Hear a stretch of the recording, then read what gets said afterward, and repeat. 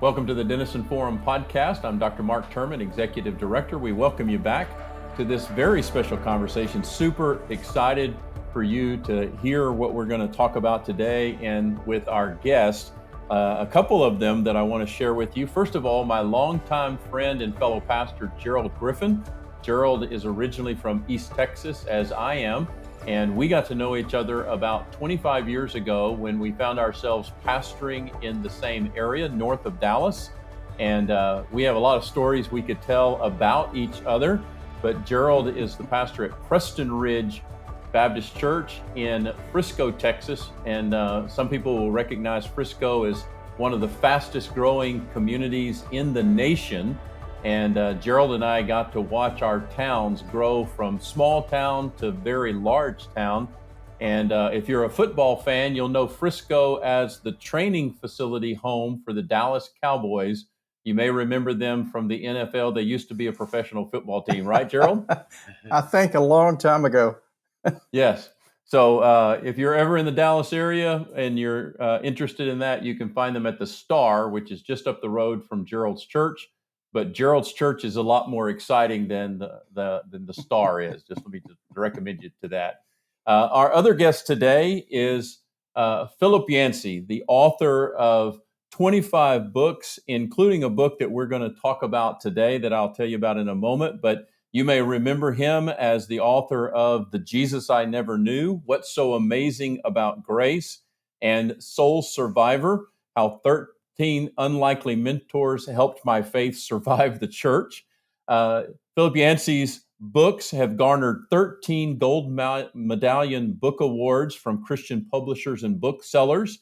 He has currently sold more than 17 million books, or has 17 million books in print, and is published in 50 languages worldwide.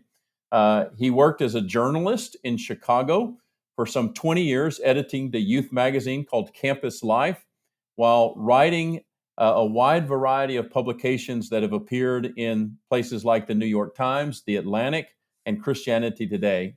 In 1992, he and his wife Janet moved to the foothills of Colorado, where they now live. Dr. Yancey, or Mr. Yancey, thank you for joining us, for coming to our podcast, and thank you for your ministry. Before I let you talk, I want to just share a little bit of a testimony with you. I'm not sure exactly when I first read something that you wrote, but I do remember perhaps the most profound thing in the last couple of decades. Gerald and I were starting to pastor these young churches that had been planted to try to reach the growing population of our county. And as often happens, as happened to him and happened to me, I ran into a very hard time in our church. And it was a time of strife and struggle. And a season of great disappointment that most all pastors experience at some point. And in that season, somebody handed me your book, Disappointment with God. And I read that book, and it became like a life preserver to me in that particular season of life. And it became one of about, a half dozen books that I ordered multiple copies, and over the last 2 or 3 decades has been one of my go-to books to hand out to people when they are in hard times and when they are struggling with their faith and just where is God in the midst of their pain. And so I just wanted to share with you that story and let you know what a powerful impact that book has continued to have in my life, along with other writings. And just wanted to thank you for your ministry before we get into any other conversation. Well, I'm delighted to hear that. My publisher wasn't sure about that title, Disappointment with God. They said, you go to a Christian bookstore and you expect books like The Christian Secret to a Happy Life. Who wants to read about disappointment with God? Yeah. Why don't you change the title to something like How I Overcame Disappointment with God?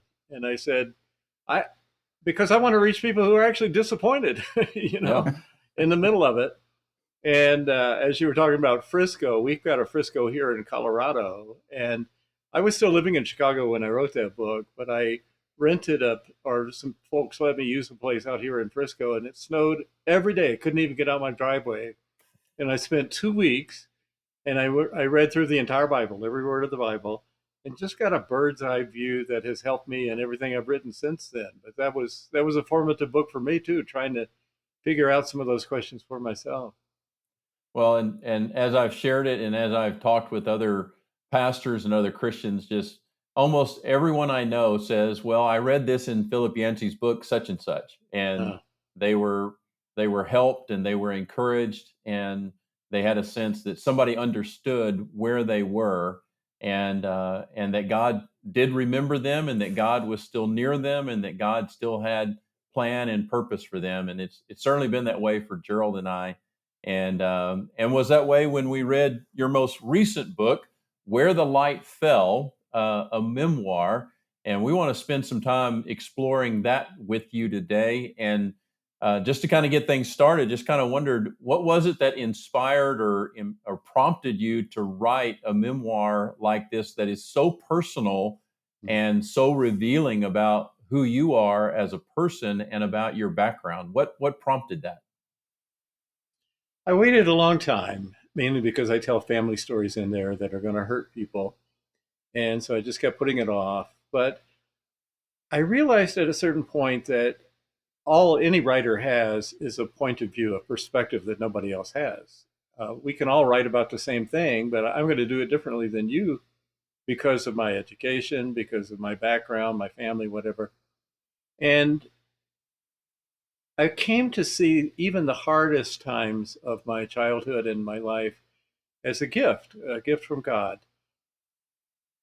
I came through a pretty tough family and a very tough church situation. There are a lot of people, as you know, Mark, who are leaving the church these days, especially younger people. And I've often been in conversations with them where they'll start to tell me their story, and they know I'm a Christian author, and they expect me to be kind of defensive about the church, and I just sit back and laugh and say, "Oh no, it's a lot worse than that. Let me tell you about my church." But and they'll say, "Well, I thought you were a Christian author." Well, I am, but it would be a bad trade to forego a chance to connect with the Lord of the universe because of what some old lady did to you 20 years ago, after hearing their story. And I realized that I have given the gift, and I see it that as having some of the worst that the church has to offer and some of the best. I kind of like to imagine God looking on planet Earth saying, "Well, Philip, you've seen some of the worst. Let me show you some of the best." And I learned a phrase, Mark, that's become kind of a mantra to me. And it goes like this, that redeemed pain impresses me more than pain removed. When struggles happen, when challenges happen, we immediately want to pray, God, take this away, make me well, fix my kids, whatever the struggle is you're going with. And that often doesn't happen. And yet later, when you ask people almost all the time, when did you grow most as a person? When did you grow most spiritually? They'll tell you about one of those hard times. So the more I've done articles on people and in my own life, uh, I can see the redemptive hand of God. And as I look back on my life, I can clearly see it. And I wanted to tell that story just as an encouragement to people who may be wanting to lose hope in that, in a good God, in a great God. Yeah, so powerful. Gerald, you had some parallels to what you read in Philip's work. Talk about that a little bit. Well, let me just say what he went through, uh, just double or triple everything I went through. But still, you're right. Some parallels. For instance, thinking about your mother, Philip. Uh, it was, I think, when your father died when things really started getting pretty hard on you. That's right. And in my situation, it was when my parents divorced, and I was 10. And some of the home life that you described was a home life that I felt like I was going through in some degree. Also, you have this extremely talented uh, brother who seems like he can do about anything. Right. I had the same thing. I had the artistic brother who could play anything, paint anything. And so I just sat over here like a lump and just trying to stay out of their way. But there came a time when my mother's anger at my brother became so extreme that I became the buffer. And as the buffer, I just tried to keep my head down. But finally, my brother left home, and so it was kind of directed at me. And so that's a lot of the similarities right there. And then going later to a fundamentalist college and working through legalism and trying to figure all that out. And so, yeah, a lot of similarities. One similarity, one dissimilar thing is that you've written 25 more books than me. So just wanted. You're young. You got time. Yeah. Yeah. So, Philip, your book talks a lot about the very strict, very rigid form of Christianity that you grew up in the Atlanta area, correct? That's right. Deep South, and I even have a friend these days that works in Christian counseling and is doing a PhD right now on the idea of spiritual abuse, abuse within the context of local churches, that kind of thing. Talk a little bit about that part of the story that is in this book, and how religion and local churches can become this context for a form of abuse that we don't normally recognize. Sure. It's amazing to me as I look at the church today to see how things have changed, because today the issues tend to be more political, and that will divide churches and that will rally churches around a particular cause. In my day, that wasn't true. We were trying to be different from the world, be separated. And my little group, I know you guys are in Southern Baptist country. My little group thought the Southern Baptists were the liberals. And it's as if people went through and figured out anything that might be enjoyable and somehow labeled that worldly so that you can't do it. Couldn't go roller skating because it looked too much like dancing. Couldn't go bowling because they serve beer in the bowling alleys. Couldn't read the paper on Sunday because it's Sunday, and you couldn't read it on Monday because they had to work on Sunday to get it out, So, and it went down to, no lipstick, no jewelry. And we were different. You could go to high school and say, oh, those are the Christian kids, or those are the fundamentalist kids anyway. And there's something helpful about that, I suppose, looking back. It got us out of trouble. I mean, if you smoked a cigarette, that's like the hookup culture today. That would be as bad as you could get. You wouldn't even think of going beyond that, smoking one cigarette.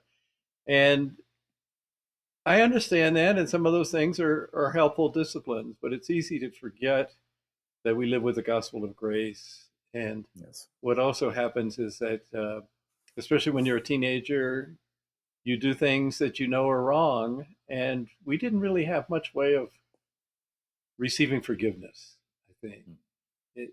When you're in a little tight community like that, you start comparing yourselves, your spirituality, to other people.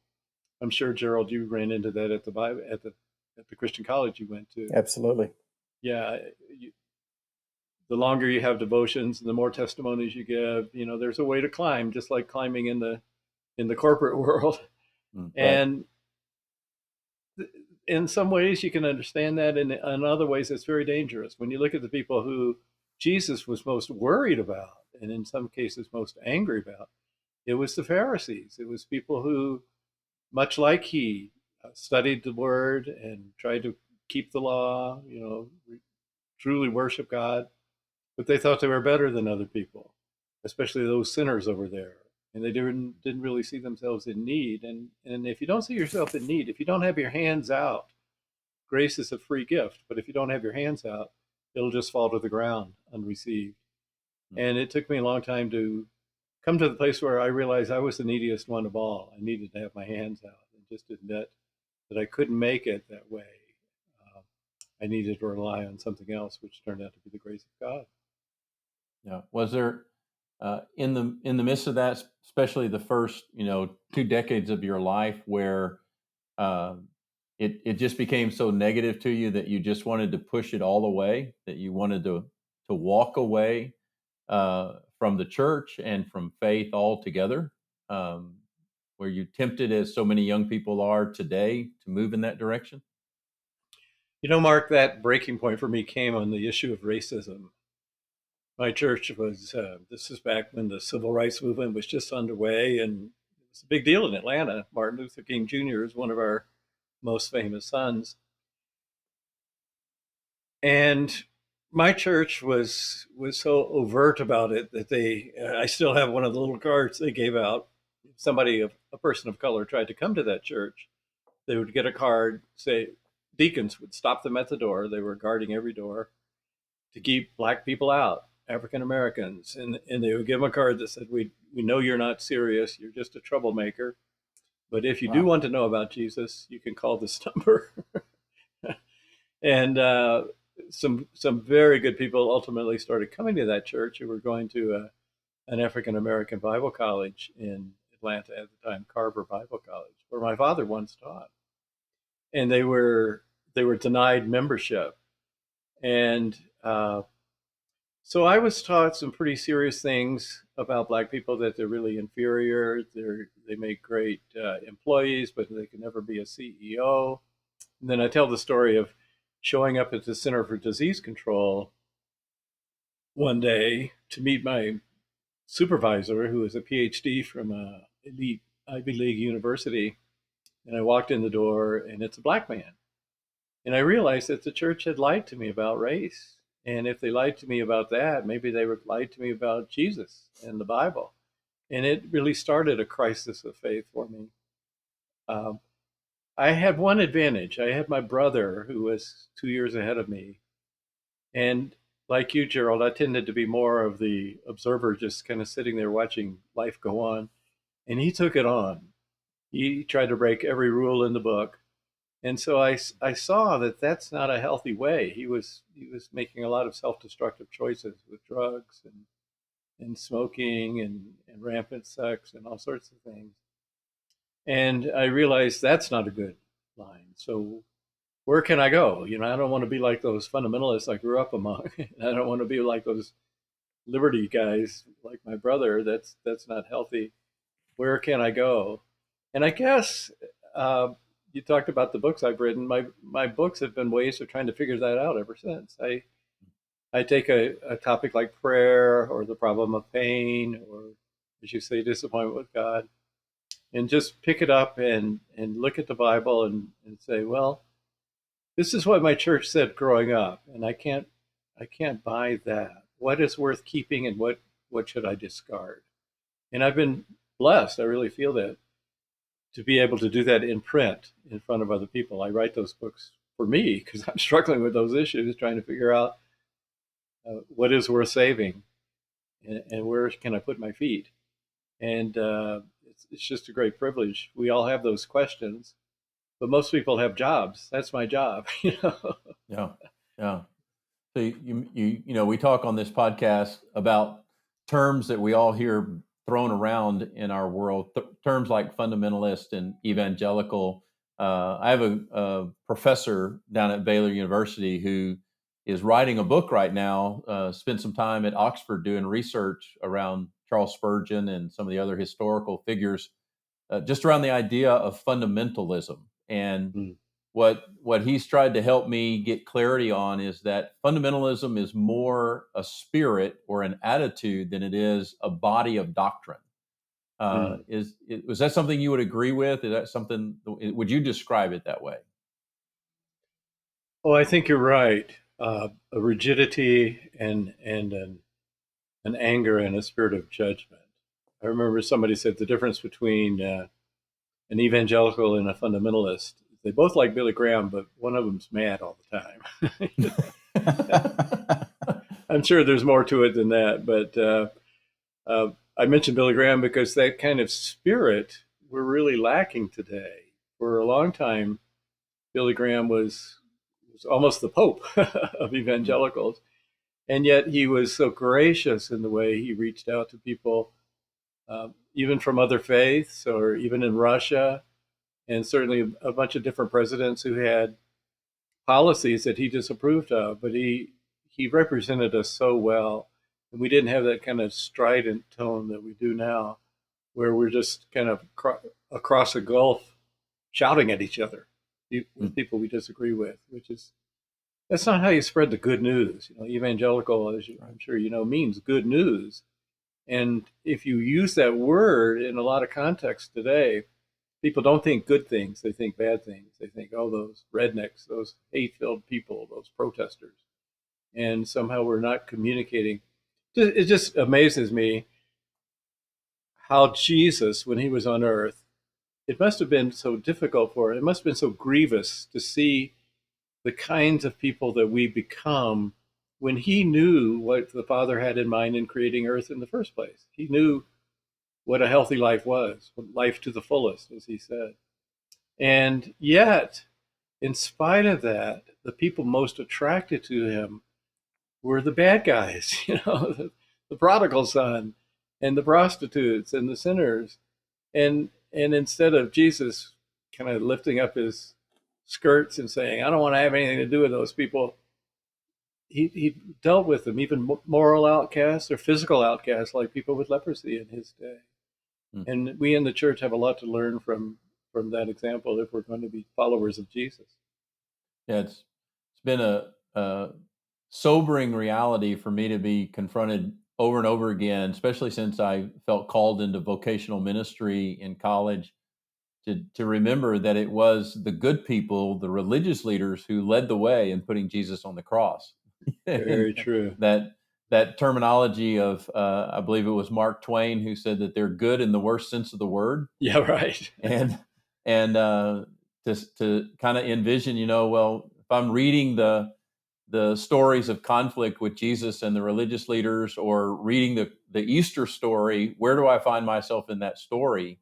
Am I one of those people, in the religious order, that might be, cheering for him to be done away with? And Mm. it's just disturbing. So, with the terms, some of the terms that we've brought up already, is evangelical. There's conversation about this word. Is evangelical a word that you still claim for yourself?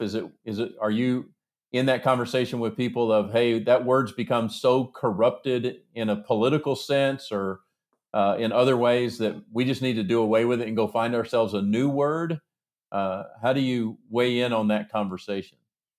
I still try to keep that word going. A friend of mine, Walter Kim, is the head of the National Association of Evangelicals. He's an American of Korean descent.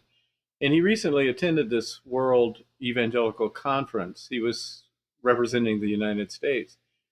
And the others kind of ganged up on him, and they said, I understand you Americans don't like the word evangelical anymore. You want to change it? Well, you can change it if you want, but I'm sticking with it. In my country, it means good news. And I've traveled a lot to 87 different countries, and in many of those countries, in Africa and parts of Asia, certainly in South America, when you say the word evangelical, what they think of is, oh, those are the people who built that hospital over there, or that mission school that people go to, or they're the ones that hand out food in the barrios, in the poor places. That it means good news. In many countries in Africa or in India, if you ask a normal village person what is an evangelical, they will look at you. They don't know theology, but they'll say, well, there's a van with a red cross on it that comes by once a week, and whatever our problems are, they seem to have a solution for it. It's a medical van run by a Christian hospital, and that's true around the world. And it's unfortunate that the word has been tainted. The news media have a lot to do with that. They really don't know the difference between an evangelical Christian and an evangelical uh, of some political stripe. They blend the two together. And as we know, you shouldn't be able to do that. And you can't really do that. And it's really sad that we used to be known, well, like in my growing up, we were known as the ones who were different, but different in some healthy ways. We weren't out partying, binge drinking, doing that kind of stuff. That's not the whole gospel, but we were different in that way. Now they see us as being just kind of judgmental and anti. Many times when I ask somebody, when I say evangelical or Christian, what word comes to your mind? They say anti, anti-gay, anti-abortion, anti-something. And some of those issues we may have to be anti on, but it's unfortunate that's the first thing that comes to mind, which I think was Jesus' complaint with the Pharisees. People were judging his faith by what they're against, not what they were for. Philip, I'm glad you said that. I was thinking during that time when I was involved with more of a fundamentalist group, I've often thought that we acted like Pharisees because we didn't talk about the inner.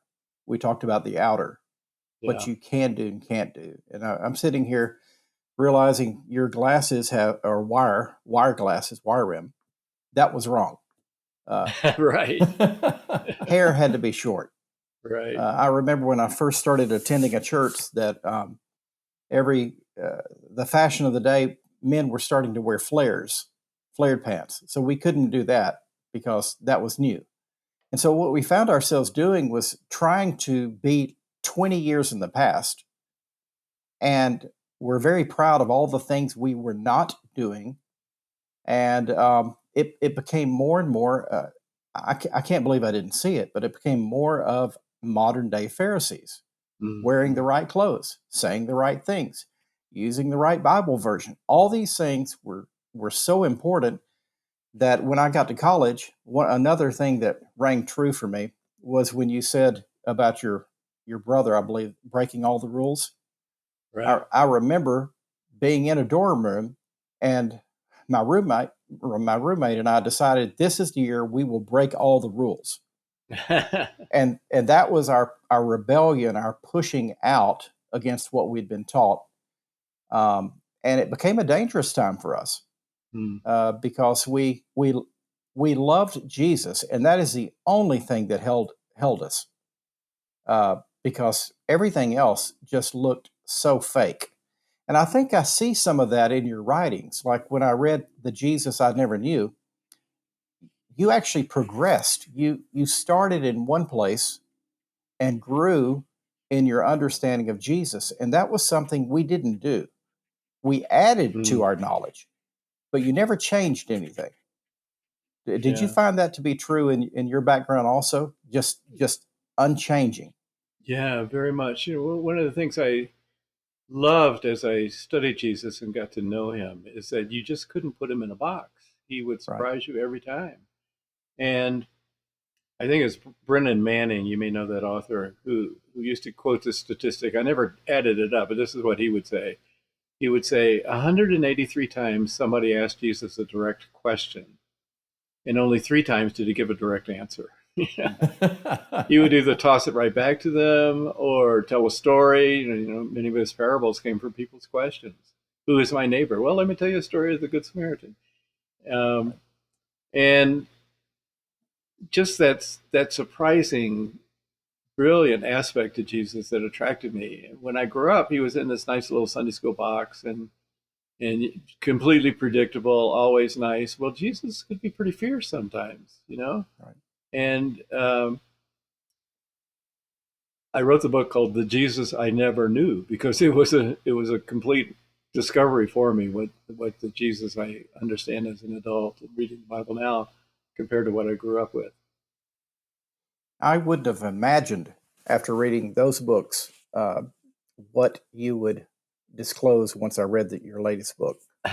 But when I read it, I think Mark and I have been responsible for a lot of your sales.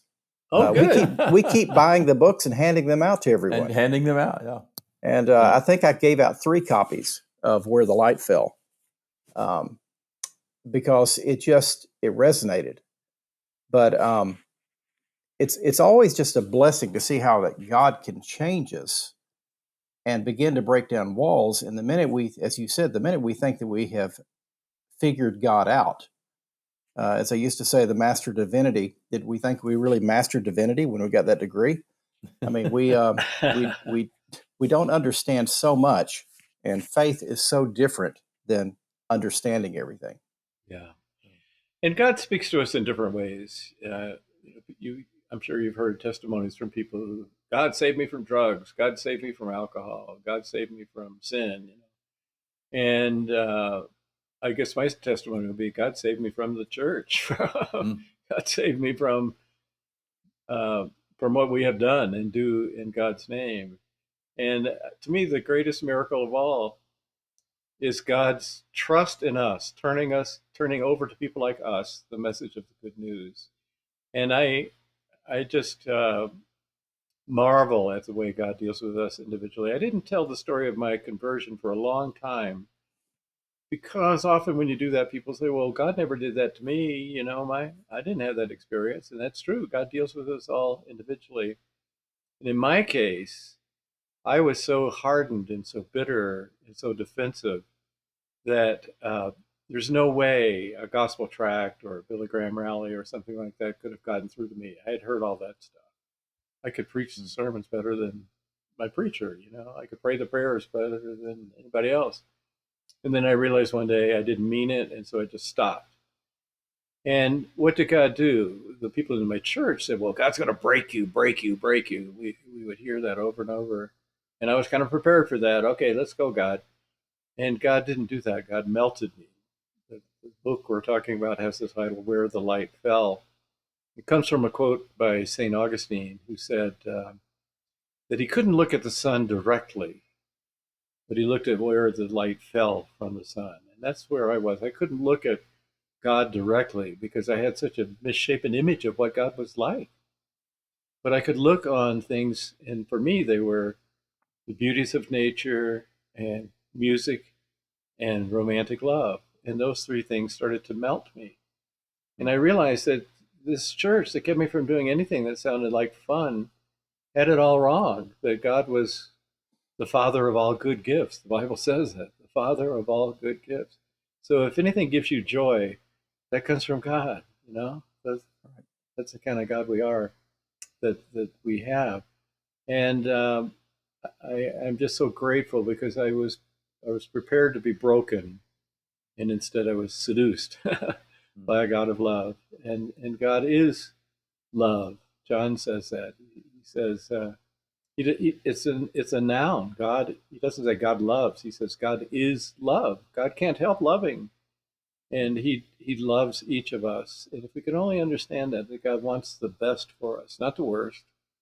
It's not about just grinning and somehow getting through life. It's gritting your teeth. It's about flourishing, being the human beings that God wants us to be. And all of beauty and music and so many things are ways of places where the light fell. They certainly did for me. Philip, I kind of suspect that if people had been listening to us for the last 15 or 20 minutes, they might conclude that, well, he's come to a place of really deep, profound, and personal faith, but it's a faith that needs to stay away from the local church. My own story, I was born into a very devout Roman Catholic family. I'm the seventh of 8 kids, and first decade of my life, we were in church every single Sunday. And even in that context, it was a lot about following the rules. It was about Right. It was about performing, not just individually, but as a family. It was about performing in a certain way. And now my parents are in heaven, and the 8 of us are navigating our faith, and only one of us 8 kids is actually still practicing a Roman Catholic faith. Hmm. And then and then my parents, when I was 10 years old, just dropped out of church altogether. It's just like they flipped a switch and said, we're done with that, out of a series of disappointments, really. And then I encountered, 7 or 8 years later, these evangelical Southern Baptist Christians that was really the one group my mother said you can't get anywhere near them. was kind of her initial reaction. But I got caught up in this fairly large, very joyful and energized Southern Baptist church, which some people think those are oxymoron terms. But how does your faith engage within the context of the local church now? You give some insights and some hints into that in your book, but kind of where is your perspective on the local church and particularly the way we do church in modern American evangelical life? Hmm. I was very blessed to find a church that was a safe place for me. Even when I was beginning my writing career and not sure where I was going to come down, what my faith would look like, we found a church in Chicago that just wasn't a perfect church, but it was as close to what I needed as I can imagine. It was right smack in the middle between the poorest part of Chicago, this housing project, and the richest part of Chicago, the Gold Coast. And the church would take the resources from one side and use them to minister to the other side. And so many of those people would start coming to our church. As a result, we had a lot of diversity. So maybe it was 30% or so African American, they were Asians. So I taught a Sunday school class there for 8 years, and there would be PhDs and illiterate people in the same class. And it was just beautiful. We're looking at the Bible, trying to understand what God has to say to us. And often it's the illiterate ones who would come up with insights that would never occur to some of the more educated ones. And it was a grace place. I could stand up in that Sunday school class and say, okay, I'm reading about Joshua and all these battles and all these people being slaughtered, but I'm having a hard time here. This holy war thing isn't easy for me to grasp, and nobody kicked me out. No hook came out and pulled me off the platform, and it was a great place of growth for me. I moved to Colorado, and things are different. I'm not in the middle of a city, so diversity isn't easy up in the mountains here. And we've had our adventures. The church we went to grew from about 250 to about 1,000, and now that same church, there are 30 of us left, and we've stayed with it. And in some ways, there have been various splits and problems with the pastor and all that over the years. And we defaulted on the building, so not a perfect church story, but it's just part of life. And in some ways, the church we're left with is more meaningful than the church when it had the great music and the great orator and all that, because we have a community and we stumble through. You can't get great quality music on a consistent basis with 30 people there, but we find a way. And I was just hearing the other day that the average church size in America now is 65. That's the average. So if you're going to a church that has more than 65 members, that's bigger than normal, bigger than the median. And that's down from more than 100 just a few years ago. And people worry about church attendance falling. And, I don't worry so much about that. I know that the pandemic was a real challenge to pastors. But church should never be a place where people go just because it's the thing to do. When I grew up in Atlanta, it was the thing to do. You go to the grocery store and the cashier would say, "What church y'all go to, honey?" Just because as everybody went to church. Yeah. And some people were just working on their grocery list while their preacher's preaching. They didn't want to be there, but they wanted to look like they should be there. And Jesus didn't make it easy for any of us. He only wanted people who were committed. He said the way is narrow and most people won't take it, but it's the best way. And just follow me. And it's going to be hard. He never made it easy. It's going to be hard, but it's going to be worthwhile. And so I don't worry so much about attendance. I worry about the spiritual formation of the people who are there. Yeah. Philip, I'm sorry. Go ahead, Philip. Gerald. Philip, I'm very thankful. Don't want to sound like I'm not. I'm very thankful about the way in which I came to Christ, and it was through that church. And so did my brother. And so I'm intrigued about your brother. I know he took a very different path than you took, and I'd love to know a little bit more about how he's doing in his life and your relationship with him today. Yeah, just let me add on to that. So many of us and so many of the families that we work with as pastors, you'll hear this story over and over again. I'm sure you've heard it, Philip. They were raised in the same home by the same parents. Right. We treated them the same, and yet this one's gone that way and this one's gone the other way, and we don't know what we did wrong. We don't understand it, and that's paralleled in what you write about with your brother as well. So yeah, I'm very curious to hear where things are with him as well. Yeah, that you're absolutely right. And my mother reacted with great fear and concern when my brother started taking a turn. Dropped out of he was going to Wheaton College, dropped out his final semester, became one of Atlanta's original hippies, started using LSD, and she just kind of freaked out. And I tell the stories where she almost cursed him. He still lives under that today. He went to California, did anything that he wasn't supposed to do, paid the price, and then had a stroke. So he's disabled now. Now I'll tell you a story that shows a little bit of where he is now.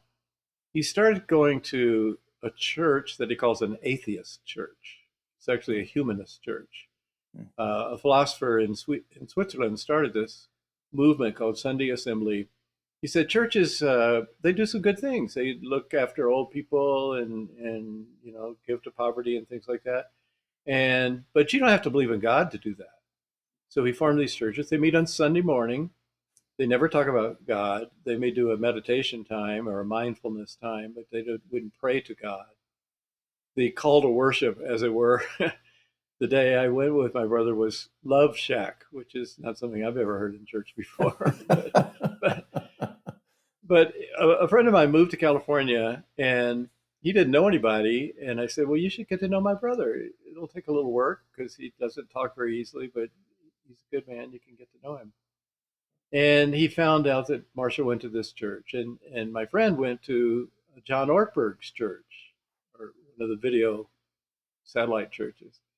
And he finally said, well, Marshall, your church only meets once a month or maybe every other week. How about if I go to your church and then you go to my church on times when your church doesn't meet, and I'll buy you lunch. And so I was going out there one day to see my brother, and I said, now is your church the atheist church? Are they meeting on Sunday? He said, no, it's not one of their meetings. I said, well, tell me about that. Do you have any friends there? No. Well, don't they have like a coffee hour or something? Yeah. Does anybody ever come and talk to you? No. Marshall, you've been going there for 6 months. Nobody's ever talked to you? No. He's not easy to talk to. He's obviously disabled. He's leaning on a cane and can't talk easily because he has aphasia. So I went out that weekend and I said, well, why don't we go to John Ortberg's church with your friend, my friend? He said, okay. So we went to John Ortberg's church, and no sooner had his car pulled into the parking lot than it was surrounded by people saying, hey, Marshall, how did bridge go Tuesday night? Did you make that doctor's appointment on Friday? It was the church being the church. And the difference is nobody told people who went to that humanist church that whatever you do for the least of these, my brothers, you do for me, if something's not easy to do, if it doesn't make you feel better, then just don't do it. If a guy's kind of hard to talk to and you don't want to get embarrassed, you just ignore him. But we are told to reach out to the marginalized as Jesus did. And it was a beautiful example. And, my brother still would claim to be an atheist to this day, but he also grudgingly admits that the only people he knows who can call in the middle of the night to take him to the hospital, as he had to do with COVID, are Christians, the Christian friends I put him in touch with. Nobody else is going to do that for him. There are a lot of good people. I don't mean to say you have to be a Christian to be compassionate, but it was just such a striking contrast between these humanists who have, I presume, very good values, but they're not getting their directions in life from Jesus. And then some of us who, in our own flawed way, are trying to do that. So, Philip, when you were thank you. Number one is thank you for telling these stories. And, Yes. we all have a lot in our background, and particularly with our families of origin, that can be hard to talk about. They shape us so profoundly. It's kind of like what they say, right? You never leave your high school, right? You're always you're always a part of that context, right? But it doesn't feel like that when you sat down to write this book, or maybe any book, that you were trying to think about a particular target audience. It's more about working out the own adventure and questions of your own faith. But if we've done in our ministry recently, we've done a fair amount of research and also teaching around just where the 20-year-olds are, what is seemingly becoming called the Gen Z group, those who Right. are basically 10 to 30 years old or 15 to 25 years old, that group of people. If they were to pick up where the light fell, what do you hope that they experience and gain from it? If they've, so many of them have some kind of a church experience or faith experience, but some of the research I most recently read, only about 10% of them would be aptly called resilient Christians right now. They're not all out of the church. They may be on the periphery of the church. And certainly there is a segment of them, maybe 20% of them, that consider themselves to be ex-Christians or ex-evangelicals. If they pick up this book, what are you hoping that they discover and experience through your story? Oh, that's a wonderful question. And one thing I learned about memoirs, because I read a bunch of them, just trying to figure out how to do a memoir, I'd never written like that before, is that they're as much about the reader as the writer. When I read somebody's memoir, I'm instantly comparing it to my life and trying to Hmm. draw that parallel. We have kind of a relationship going in. And I've gotten hundreds of letters since publishing this book a year ago. And they're almost, well, probably 90% of them tell me their story. They start by saying, I read your book. And then they're telling just like you've done. I was raised Catholic. It wasn't quite the same, or Gerald's done. Actually, there are a lot of parallels between my life and yours. And that's what memoirs do. They give us an honest pathway to face ourselves. And reading is a private act. Nobody's looking at you. It's just between you and the book. And the question is, does the book hold your interest? And I guess looking back, I'm kind of grateful that I had the extremes in my life, because I've got a lot to hook people. People have certain childhoods. Well, as Gerald said, you can top them sometimes. And I really do think that that's, my wife calls this book a prequel. It explains why I was so fixated on topics like suffering and on grace. On suffering because I learned a lot of it growing up. I absorbed a lot. On grace because I lived in ungrace. When I tasted that first gulp of grace, I realized this is what I've been missing. This is what I need. So to those evangelicals, I've heard there are as many as 25 million of them in the United States. But like you, when I talk to them, they have kind of a nostalgic, wistful memory of maybe going to a Young Life Club or a summer camp or something like that. I mean, they're not, some of them are hard and bitter, but most of them aren't, because we are spiritual beings. And if they're honest, they probably will admit, I haven't replaced that with anything. Or maybe they've replaced it with something that's not, that's below God for sure. As Tim Keller says, idolatry is a way of making good things into ultimate things. And people do that all the time. It can be sex, it can be alcohol, it can be all sorts of stuff, careers, but those don't ultimately satisfy. And I just encourage people to live out what they believe. So many of the Gen Zers haven't really thought through, okay, so if I believe this, how should I be acting? And that's pretty basic. We need to do that. And when it often takes a church community to give us models of people. Okay, I had a family with some strange characters in it, but there were some decent people in my church I could learn from. There were some older men who reached out to me, not having a father, and I think that's what the church can be. It can be that safe place that shows us the way, that gives us models. For me, I wrote 3 books with this Dr. Paul Brand. Fearfully and Wonderfully Made was the first one. And he demonstrated to me, this is what a Christian is. This is someone who's inhabited by Jesus and changed forever by it. And it just takes one of those people for you to realize that's what I want. That's what I No, want. no. And I've heard, over the years of our friendship, I've heard Gerald talk about both of his parents and talk about how his dad, even past divorce, was such a significant influence in his life. You talk about your dad some in the book and talk about how you never knew him. I'm just curious, in my church, working with men, we used some of the work of Robert Lewis, a pastor in Arkansas, who talks a lot about what he calls the father wound, that Mm. his father was present, but as a World War II vet, his dad was emotionally detached even after he came back from war. Um, and have heard a number of stories like that. I'm just curious, in the journey that you've had, have you been able to, and I know you said you never knew your dad because he passed when you were so young. How much of a picture of your dad have you been able to kind of reassemble from others? Has that been a meaningful part of your journey?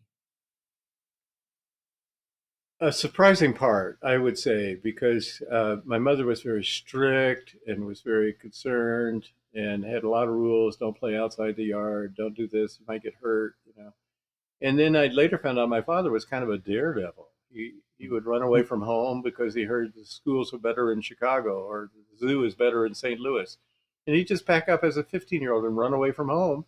And then a couple of weeks later, call home and say, "Hey, I'm kind of bored. Can you send me the bus fare home?" And he had an old Model T Ford that he worked on, and he souped it up so that nobody could pass him. He's gonna. And my mother is tooting along about 30 miles an hour on the interstate highways. And I think so. Opposites do attract, I guess. And I would have liked to know him. He had a dramatic conversion, and then I have a Bible of his, one of the few things passed down to me that tells story after story of people that he introduced to Jesus, people in his own family, his brothers, and then others.